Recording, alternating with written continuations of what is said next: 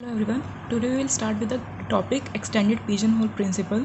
So before proceeding towards extended pigeonhole principle, first we should know what is pigeonhole principle.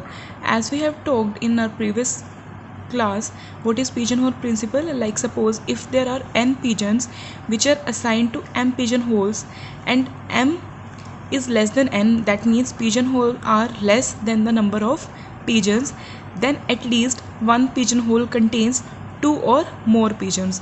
Like suppose if I have four pigeonholes, that is m is equal to 4, and I have 6 pigeons. Okay, so how I can place these 6 pigeons into 4 pigeonholes? Like I have 4 pigeons. Okay, so I have placed pigeon 1, pigeon 2, pigeon 3 and pigeon 4. We are left with 2 pigeons and all the spaces are occupied here. So how we can place these 2 pigeons in these pigeonholes? Then we can say that if m is less than n, that means m is less than n, then at least one pigeonhole contains 2 or more pigeon. Like I can place pigeon 5 here and pigeon 6 here. I can place any of these pigeons in these 4 respective pigeonholes in any of one. Like P5 can be here or P5 can be here. So there are the possibilities for P5 to be in these 4 pigeonholes, and for the P6 there is the possibility to be in the remaining pigeonholes. So that means if m is less than n, then at least one pigeonhole contains 2 or more pigeons. Then what is extended pigeonhole principle?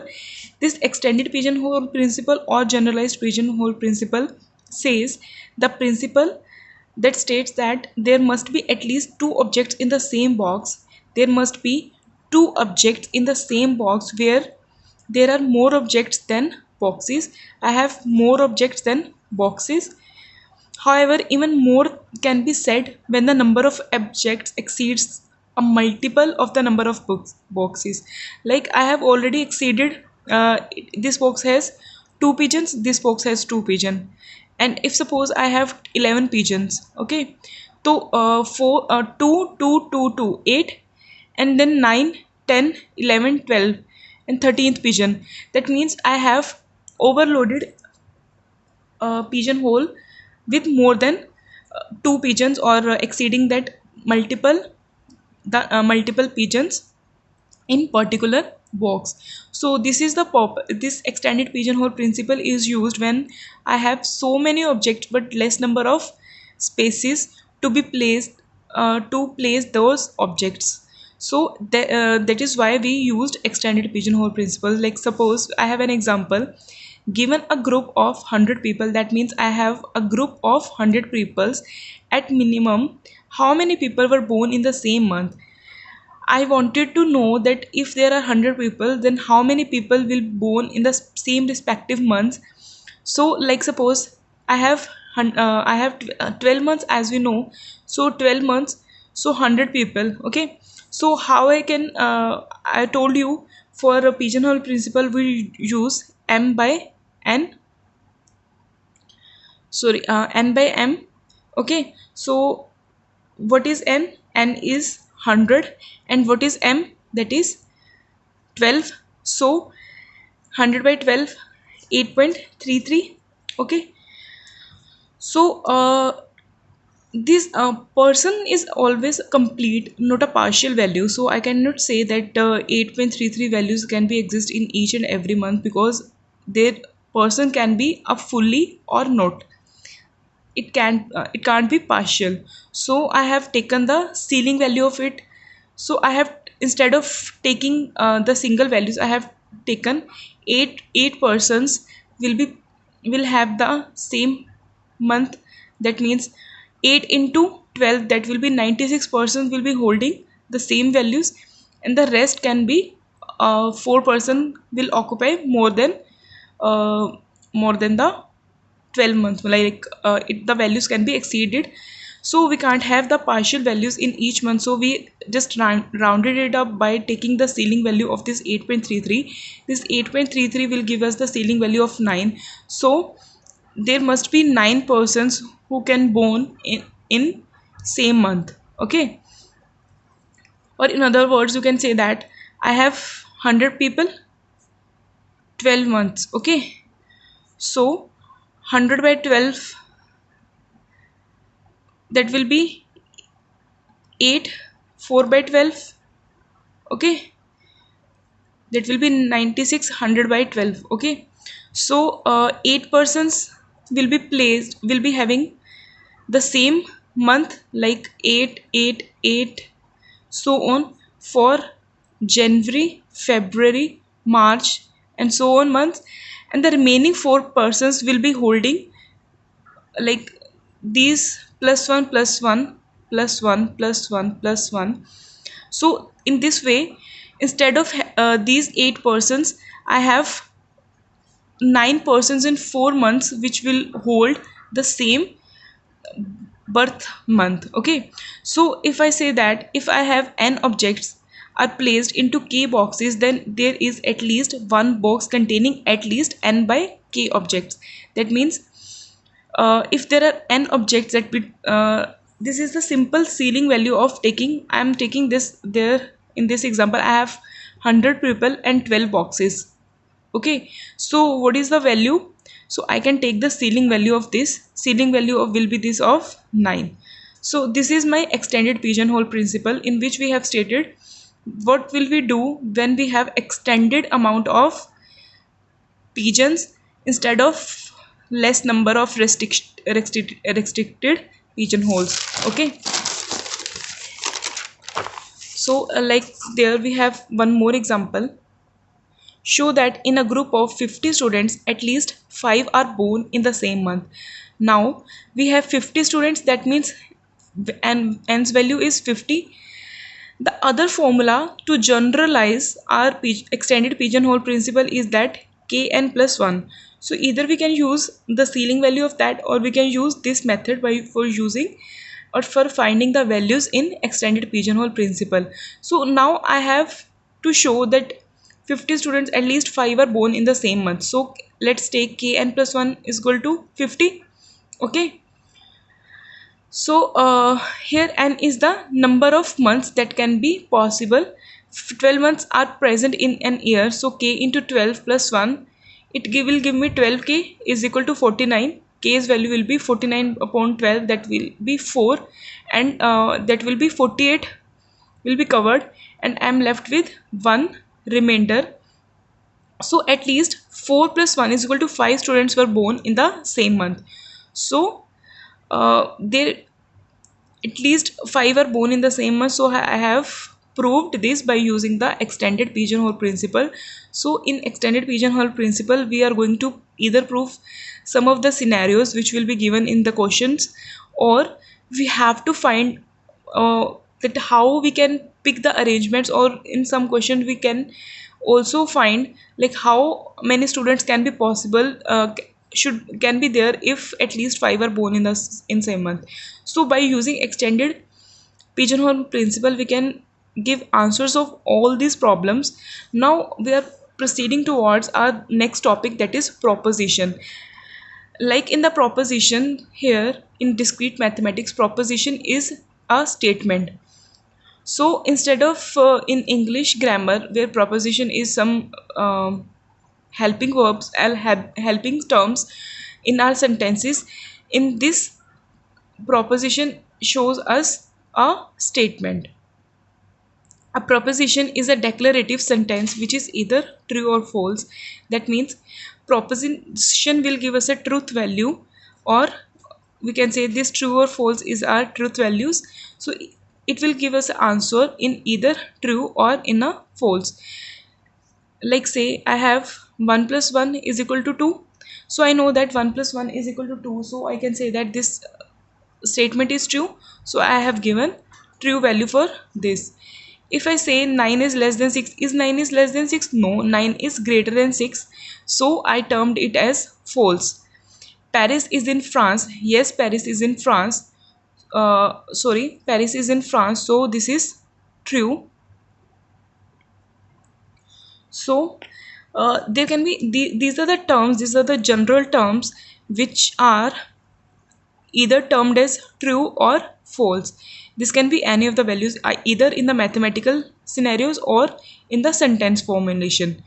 Okay, so there are some sentences which cannot be represented in true or false, because these are the statements which can hold some information and can give us answer in either true and false. But some statements are like the statements which does not give us a corresponding value of true or false. Then are they statements? No, they are not the statements. So because like we can say that where are you going, this is a question. We cannot have the answer here, because this is just simply a question asking. So this is not a statement, because this cannot give us the answer in either true or false. Sit down, this is also a fact that we cannot have any true or false value of sit down. So this is also a no statement term. If I say that 10 plus 5 is equal to 15, then I can give the value as true here. So this is a statement, because I can generate value as true here. Or if I can generate value of false, like if I write it as 16, then the value will be false. Then I also can generate the value of true or false here by using our proposition. So this proposition will give us the statement, and that statement will give us the answer in either true or false. This is known as the statement. Okay, then what is compound proposition? Compound proposition means, as a name suggests, compound. Compound means merging of more than two prepositions. Like suppose the compound proposition can be done by using and or. Okay, one or more compositions are connected through various connectivities is called compound proposition. Okay, when one or more prepositions are combined either by using and or by using or, we can get the compound proposition. That means two preposition which does not have any particular breakable sentences, but we have joined these two propositions. Like see, roses are red are statement 1, or we can say that proposition, because this is a statement. Yes, roses are red, we know that. Violets are blue, yes, we know that violets are blue. So this is preposition 2, or because these are the valid statements, that's why I'm saying that these are the propositions. So how I can join these two propositions? But for joining these two propositions, I need some connectivity. So these two works as the connectivity medium. So roses are red and violets are blue will give me the positive statement out of these two, because roses are red and violets are blue, so it will deliver me the answer as true. If I say roses are red or violets are red, that means roses are red is true but violets are red is false. So it will, this or is providing a connectivity between these two propositions. So this can also be used as a connectivity medium. So if these two propositions are combined with by using a connectivity medium, then I can say that this is a compound proposition. Then if a proposition that cannot be break down, so what we call this statement as a preposition is said to be primitive if it can be broken into simple preposition. Like suppose roses are red are is a simple preposition and we cannot break this preposition, because if we break red out of it, roses are, so roses are is not a statement, so this does not give us a statement. If I extract roses only, so is roses are giving me some sort of information out of it? No, it does not. So because this complete preposition is not breakable, or we can say that this is unbreakable, so this type of preposition which is unbreakable is said to be as primitive preposition. So now we will talk about some basic logic operation that we can use in our formal language.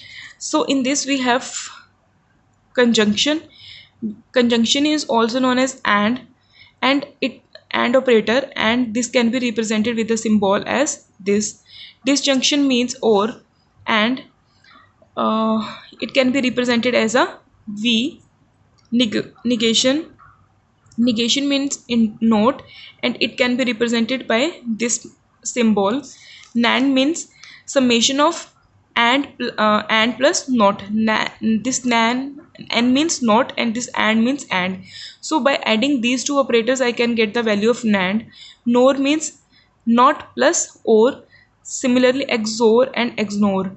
But in these are the some basic logic operations. But in our discrete mathematics, we are going to use only these three operations. So what these three operations are: conjunction means and, means we are joining two propositions. So like suppose any two variables can be combined by the word and, okay, as we have done, and to form a compound proposition called conjunction. That means if by using a and I have created a compound proposition, that means a valid proposition, then I can say that this sort of compound proposition is called conjunction. Suppose if I have two prepositions, okay, preposition 1 and preposition 2, okay, and I have used and in between these two preposition, but P1 is a valid if P1 is a valid statement and P2 is not a valid statement, and then I can say that by using the truth table that if this is a conjunction or not. So how I can say that this is a conjunction or not? So as simply P1 and PQ or P and Q, that means I have named this P and Q as two preposition. P is my preposition 1 and Q is my preposition 2.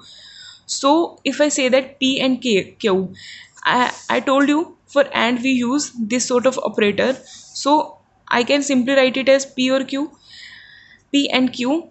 So this is conjunction, and we can say that this is a conjunction or not by using this truth table. So if P Q, if these both are the prepositions, then I can say that this P and Q is a conjunction. If one is true, if this one is true and this one is false, then it will be false. That means this is not a conjunction, because for conjunction uh, both of the statements should be valid. One valid statement and one invalid statement will give me the value as a false.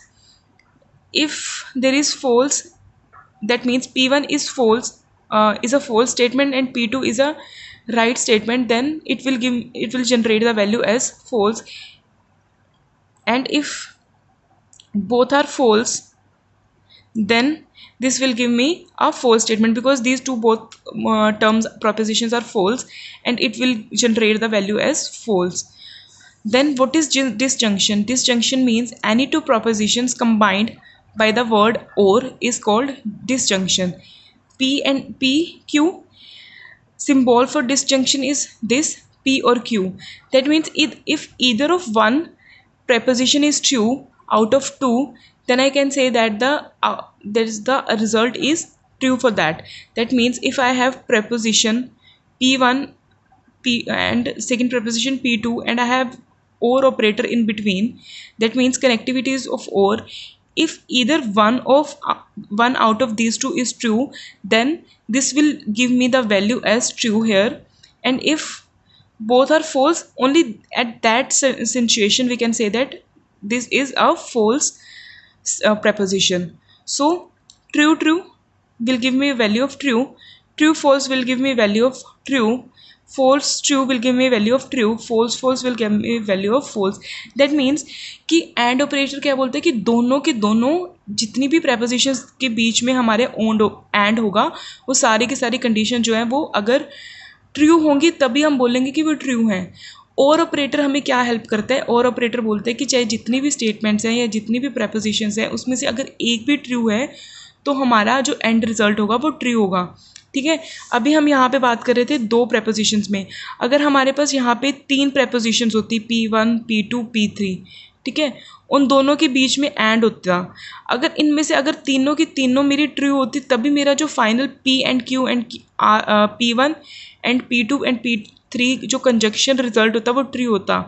अगर इनमें से इधर एक भी जो मेरा false हो जाता तो ये जो मेरा कंजंक्शन है उसकी वैल्यू मेरी फॉल्स आ जाती। और अब उसी केस में अगर हम यहाँ पे बात करते हैं कि हमारे पास P1 P2 और P3 है और इनके बीच में और ऑपरेटर है, अगर इनमें से एक भी ट्रू हो जाता है, अगर सपोज ये एक भी ट्रू हो जाता है तो हमारा जो एंड रिजल्ट रहेगा वो ट्रू होगा। ठीक है, डिस कंजंक्शन ऑपरेटर बोलते हैं कि सारी की सारी स्टेटमेंट्स को ट्रू होना कंपलसरी है, और डिसजंक्शन क्या बोलते हैं, चाहे एक भी हमारी फॉल्स स्टेटमेंट है तो वो हमें जो रिजल्ट देगी वो सॉर्ट ऑफ एक ट्रू रिजल्ट देगी। ठीक है, then our third is negation. ठीक है, निगेशन क्या करते हैं, सिंपली जैसे हम वैल्यूज चेंज करते हैं, ठीक है, सिंपली ट्रू जो होगा वो फॉल्स हो जाएगा, फॉल्स जो होगा वो ट्रू हो जाएगा। For negation we use this operator negation. So if P is this, negation of P is this. If P is true, the negation of P will be false. If P is false, then negation of P will be true. And if I can say that for Q, and here I have written Q negation. If my Q is false, then Q negation will give me the value as true. And if Q is true, then Q negation will give me the value as false. So these are the inverse of the values. True will give me false, false will give me true. So in this we have studied prepositions, compound prepositions, what are primitive preposition, then we have seen some uh, operations, and then we studied about three main operation: conjunction, disjunction and negation. After conjunction, disjunction and negation, we have tautologies and contradiction. So what is tautology? Truth values are true for any truth value of variables. Contradiction is truth values are false. The truth value means the final values which we are obtaining are false for any truth table of variables. Some truth values are true and some are false. Like what I am trying to say is, let's see, we have an example where P or Q. So P or Q, I know that true will give me true, true false will give me true, false true will give me true, false will give me false. So is this a tautology? Tautology is saying truth values are true for any truth values of variables. Like see, if I truth values are true for any truth value of variables. Are they all are true? No, we have one false. So this is not a tautology. And what contradiction says? Contradiction says that all the truth values should be false. Is this a contradiction then? No, we don't have, because these three are the true values in the truth table. So this is not a contradiction. So is this a contingency? Contingency says some truth values are true and some are false. Yes, some are true and some are false. So in this example, this is not a tautology, not a contradiction, but contingency. Again we have an example, P or negation of P. So P is true, the negation of P is equal to false. P or negation P, true false true, false true will give me true. So is this a tautology? Yes, this is a tautology, because in tautology all the truth values here are true. So this is a tautology. So is this a contradiction? No, because the obtained values are true here. For contradiction, these values should be false. As these values are true, so we cannot say that this is a contradiction. So is this a contingency? No, because contingency says that some truth values are true and some are false, but here all the values are true. Then again we have an example, P and negation of P. P true, then negation of P is equal to false, false will give me true. P and negation of P, so true false will give me false, false true will give me false. So is this a tautology? No, because these two values are false. For tautology, these all these values should be true. So this is contradiction, because here all the values are false. Now we have one more example, negation of P and Q.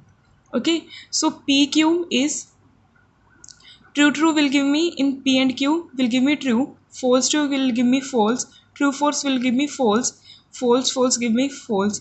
So negation is proceeding towards all the complete operation P and Q. So its negation will give me true, will convert it to false. False will give me true. True, false, false, true, false, true, false, true. So this is the detailed examples of for tautologies and contradictions. Now, what is logical equivalence? True propositions are said to be logically equivalent or equal if they have same truth table. That means if we have two prepositions and both are having the same truth table, then we can say that these two prepositions are logically equivalent. Like suppose if I have a preposition, first preposition is P and second preposition is Q, I can say P and Q are logically equivalent if P and Q having the same truth table. Let's take an example for explaining this logical equivalence. I have P or Q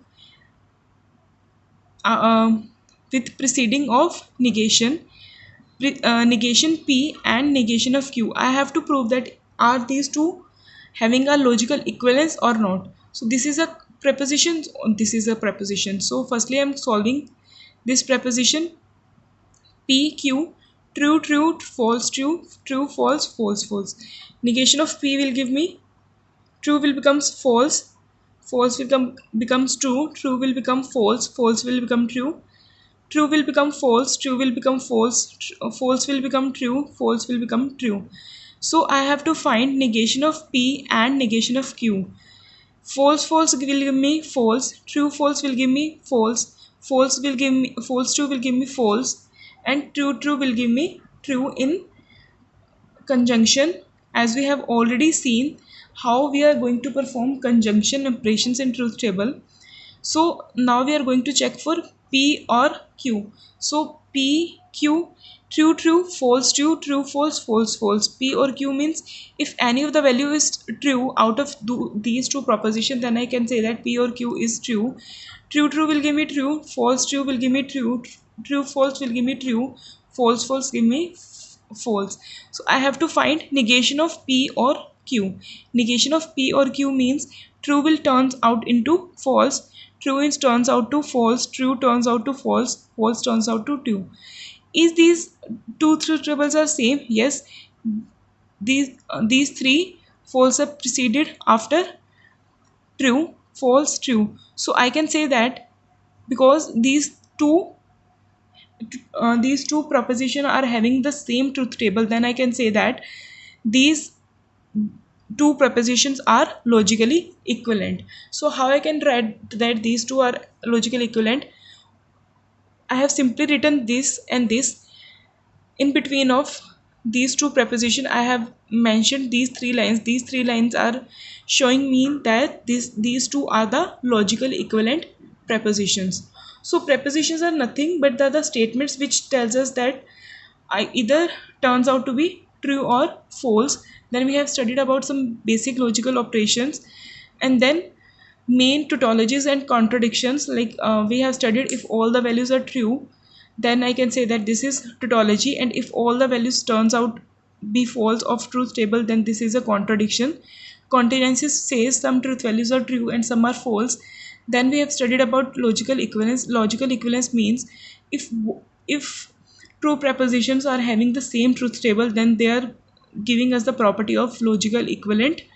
So here we are going to end our lecture. Thank you so much.